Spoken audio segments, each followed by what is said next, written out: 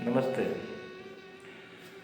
श्रीमद्भागवत महापुराण सहित अन्य महापुराणों में, उपनिषदों में जड़ भरत की कथा आती है। हालांकि जड़ भरत का पूर्व जन्म में उनका नाम था भरत,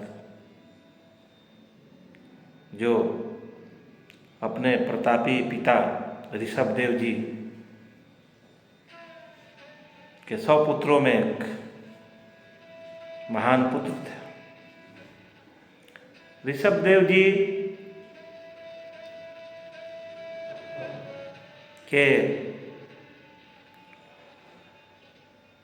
वानप्रस्थ होने के बाद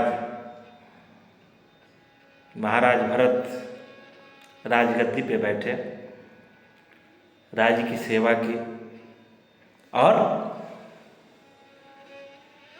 फिर वे भी वानप्रस्थी हुए। राजा लोग अंत में वन में जाते थे, अगले जन्म के लिए सब उसकी तैयारी करते थे। जब भरत जी वन में गए तो अच्छा चल रहा था, वर्षों तक तपस्यारत रहे, धार्मिक कार्यों में लगे रहे। एक बार वे गंगा में स्नान कर रहे थे और उसी समय एक हिरन बाघ के आक्रमण से व्याकुल भागती हुई आई और उनके ठीक सामने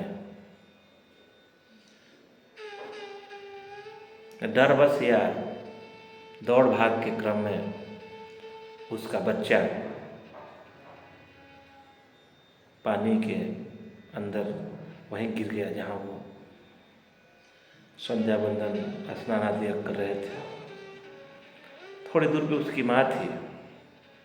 अत्यधिक ठंड और डर के कारण कुछ ही समय बाद उसके प्राण पखेरु उड़ गए। बाघ तो कभी का भाग चुका था। अब महाराज भरत के सामने एक नन्हा बालक था हिरण का, और उसकी मां मर गई थी। महाराज भरत को ऐसा लगा कि इसका लालन पालन, इसके जीवन रक्षा करनी चाहिए। वे उसे लेकर के अपने आश्रम में चले आए। अब ऐसा हुआ कि उनका सारा क्रम जो वानप्रस्थ का था वो उसमें व्यवधान हो गया और हिरण के लिए दूध, हिरण की सेवा, हिरण की सुरक्षा में उनका समय कटने लगा। दिव्य ज्ञान था उनको, कुछ ही समय में यह शरीर भी छोड़ना था। उनकी चिंता की हिरण का क्या होगा, हिरण का क्या होगा। और एक समय आया कि हिरण को छोड़ वे धराधाम को छोड़ स्वर्ग सिधार गया। थे तो बहुत प्रतापी, बहुत भक्त वत्सल, बहुत अच्छे विचार के, लेकिन चूंकि उनका अंतिम समय हिरण के ही सोच में बीता था, तो अगला जन्म हिरण में उनको प्राप्त हुआ।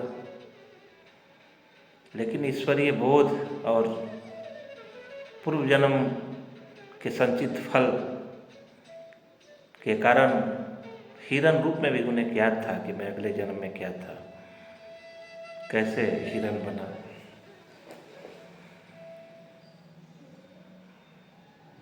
भगवान का ध्यान लगाते,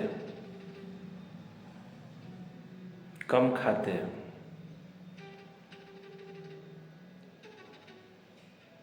और अपने उसी तपस्थली जहाँ वो उनका प्राण छूटा था वहाँ आ गया। और बहुत कम अंतराल के बाद जो गर्मी के दिनों में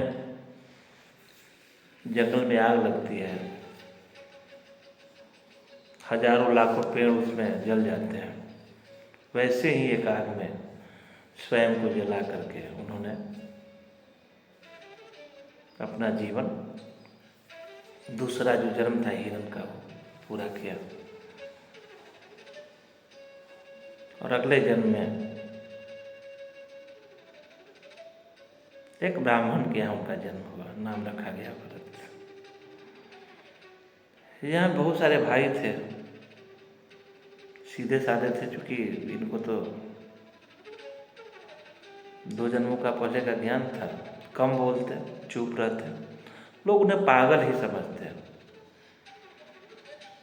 जब तक माँ बाप थे तब तक तो ठीक था, जब माँ बाप मरे, भाइयों ने घर से निकाल दिया,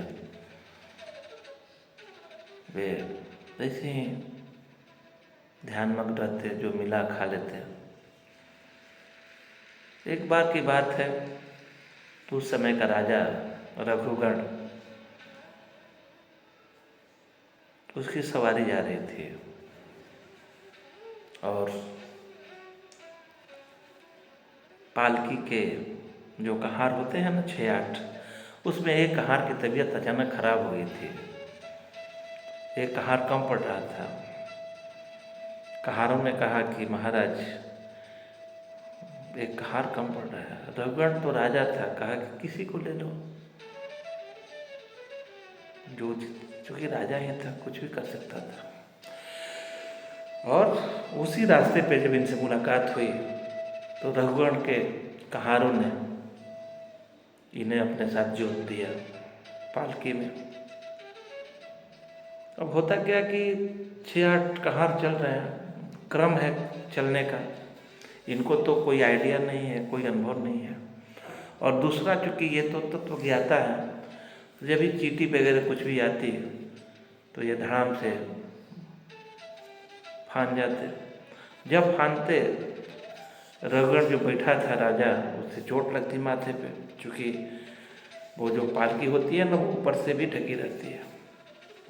2-3 बार जब उसे चोट लगी तो उसने कहा कि कौन है भाई, हमको लगता है धक्का दिलवा रहा है, रोको। कहारों ने कहा कि वही है जो जिसको हम लोगों ने जोता हुआ है। तो कहा गया सट, क्यों ऐसा कर रहे हो, मृत्युदंड दे देंगे, हमको चोट पहुंचाते हो जानबूझ के। इन पे कोई असर नहीं हुआ जड़ भरत। फिर आगे, फिर वैसे ही फान जाए, फिर चोट लगी तो रुकवा दिया। कहा कि अब तुम्हारा इलाज करेंगे हम। समझ नहीं आती तुम्हें? जड़ भरत मुस्कुरा रहे हैं। उन्होंने कहा कि किसका इलाज करोगे?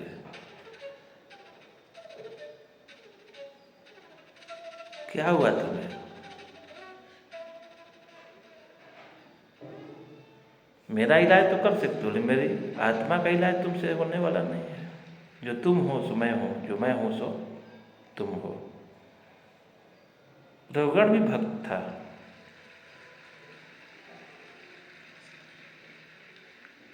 वो आ गया, रुकवाया, पालकी से नीचे उतर आया और दंडवत साक्षात वो लेट गए उनके आगे। कहा कौन है आप? मैं तो अपने गुरु जी के पास जा रहा था, लेकिन आप कौन हैं? साक्षात ब्रह्मा है, विष्णु हैं, शंकर जी हैं, क्या हैं आप? उन्होंने कहा कि अरे मैं तो सामान्य अनपढ़ आदमी हूँ भाई। उसने कहा कि नहीं, आप अनपढ़ हो ही नहीं सकते। आप अनपढ़ तो होने का सवाल ही नहीं है। आपने तो तत्व का दर्शन करा दिया। और उसने उन्हें अपना गुरु मान लिया। कहने का तात्पर्य यह है कि आप अतिशय कुछ भी करेंगे, प्रेम करेंगे, आप कितने भी सुचिता के साथ क्यों न रहे हों, उसका असर आप पे आ जाएगा और आपको हरिण भी बनना पड़ सकता है।